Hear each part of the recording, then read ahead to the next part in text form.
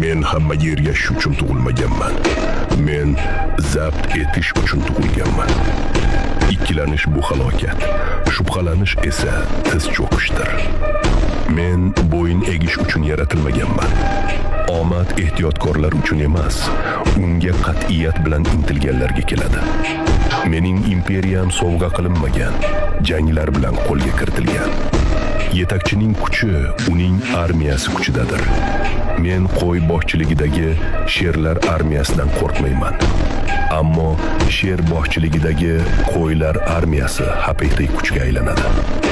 Bunday kuch butun dunyoni larzaga soladi. Zaiflar tarix soyasida yashaydi. Kuchlilar o'z nomlarini muhrlaydilar.